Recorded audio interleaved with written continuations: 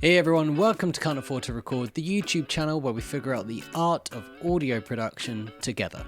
Recently I posted a video about what I've been up to the past couple of months, and one of those things that I've been up to that's been extremely exciting for me is to be working with a duo and helping them mix and produce this EP that's going to be coming out very soon. Now, we don't live in the same country. I live in Canada now, but they're back in the UK, and we've been collaborating back and forth doing all of this remotely. In fact, they've actually recorded a lot of the parts themselves completely remotely because they live in different places in the UK. And how it will work is they will record all their own parts, and then they actually make a demo track and send me the demo, so I've got a really good idea of what I can recreate when everything gets to my end.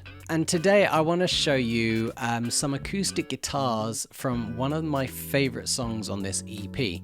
And we're only going to play the acoustic guitar part today because obviously they haven't released this music yet, so I don't want to necessarily debut it for them on this channel, but I do hope when the music has come out, when the song is released, I can do a much more in-depth video talking about other parts and other things that I've learned from mixing this song too. And I chose the acoustic guitars today because I experienced a cliche, and it's a cliche for a reason because it's true. And that is, if the instrument has been well recorded, there's actually very little to do on the mixing side of things. Now, this is something we hear all the time, right? Like, oh, if you just record it right, like, then there's nothing to do. You just throw it in the track and then it's just all done for you. And I guess I just needed to experience that. Now, it turns out, you know, these acoustic guitars were recorded, I thought, really, really well. Funnily enough, they're using an SM7B on these acoustics, which is not the first microphone I think of when I think of recording acoustic guitars, but it is what is used. And now I'm thinking I'm probably going to start using an SM7B soon because it sounded pretty good. So we're going to jump into these acoustic guitar parts, and I'm going to try my best to sort of relay what I was thinking at the time of mixing this. Okay, here we are. So we have the acoustic guitars here, and what happens is we've got a main guitar which runs down the center, okay, for the verses.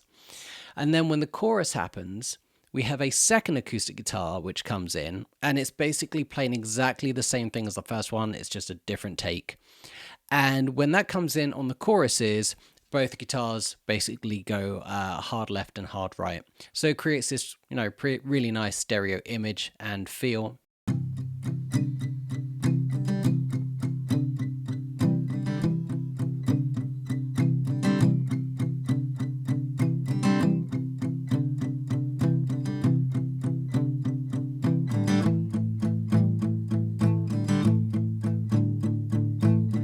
So I opened up an EQ. I chose the FabFilter Pro Q3, but there is absolutely no reason to use this EQ over any other EQ because we're not really doing all that much to it. And I'm doing a high pass at around about 100, and then I'm doing a little dip at around about 200.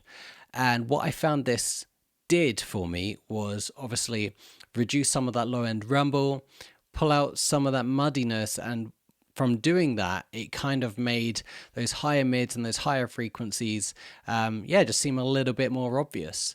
And so that's all I did in terms of EQ. So let's have a listen to what that sounds like. I'll toggle it on and off.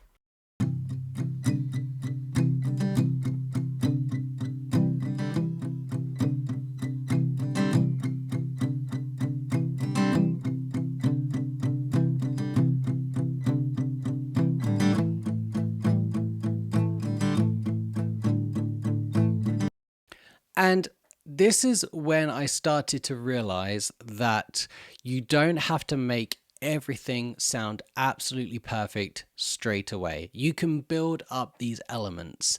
And I'm so thankful I stumbled upon that mindset because that's how I've continued to think about mixing since doing this song.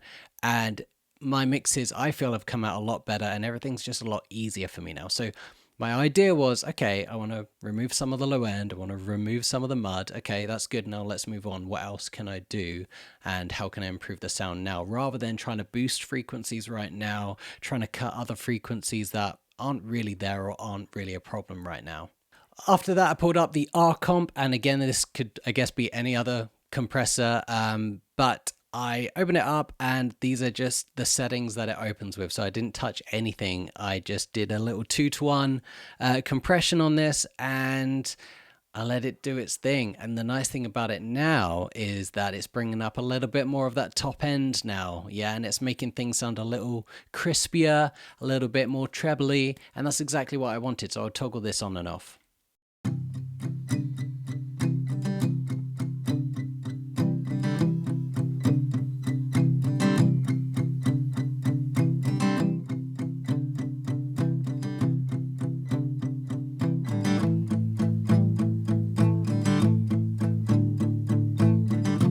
And I remember thinking at the time, there must be more I can do. There's only 2 plugins on this track. Like, what else am I missing here? But then I was like, no, I like the way it sounds. I'm going to just stop it there. That's okay. And so that's what I did. And then, as I say, the chorus happens and a second guitar comes in and then they both pan hard left and hard right. And that second guitar doesn't sound really all that different to the first one. It's just a different take. And so I was like, I'm just going to copy these plugins down to this track. And that's exactly what I did. So what I'll do now is I'll turn those on and I'll play it from around about here and you'll hear the second guitar come in and then the panning happen.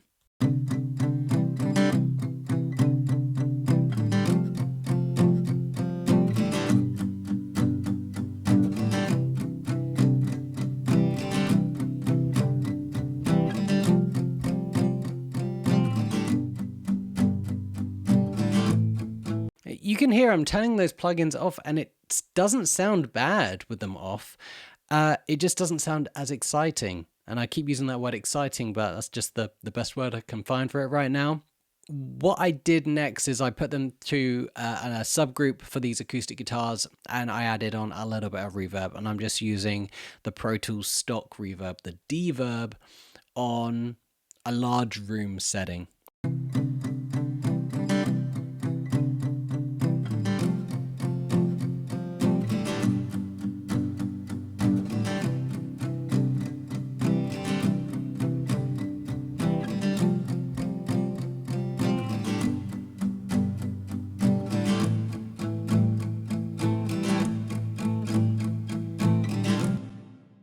That is it for the acoustic guitars. I thought just what might be a little bit of extra fun is to show you what I'm using on my Master Bus channel. Don't forget, everything else is also being affected by these plugins, but you'll hear what happens to the acoustic guitars when I turn these on. And one of my favorite secret weapons right now is this Purple Audio MC77 from Brainworks. And man, I don't know what it is, but I just love what it does. I love it as a compressor. I use it on a lot of stuff as a compressor, but I also just really like what it does to the sound. And, you know, I feel like it gives this sort of low mid boost, but in a good way. Yeah. So I've got the compressor turned to off. Actually, there's not going to be any compressing of a signal here, but you'll hear when the sort of the circuitry sort of gets engaged, it has this sort of low end lift. I think it sounds good to my ears. And when it's affecting all the other instruments as well, yeah, there's just this thing that sort of blooms in the sound. So I'll play it and I'll toggle it on and off so you can hear what's happening. So I'll just turn that. We'll do it like that. There we go. So check it out. This is what happens.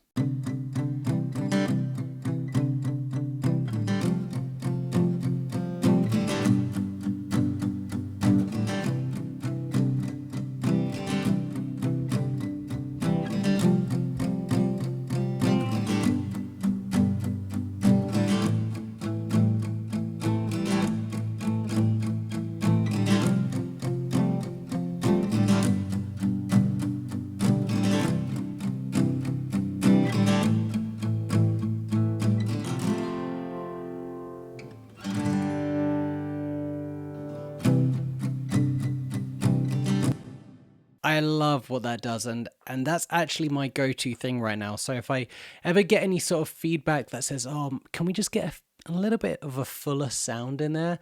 Quite often before I reach for an EQ now, I reach for this plugin because I know it adds that sort of low mid resonance to it.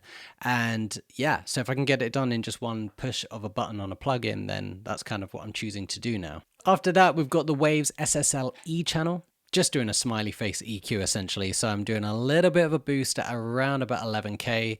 There's nothing going on here. There's a little bit of a dip at around about 500. And then I'm actually doing a little bit of a boost at around about 80, and that's about it. So it's kind of subtle, but you should hear a difference. And this is what it sounds like.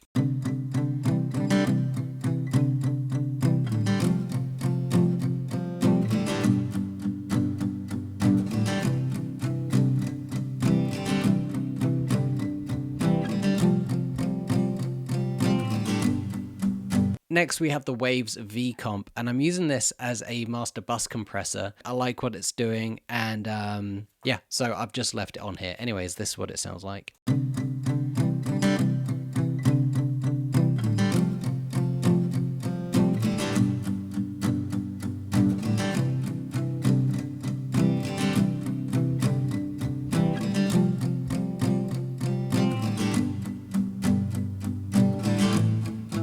And finally, we've got the Black Rooster Magnetite. It's a tape emulation. I've actually done a video on this before if you want to check it out.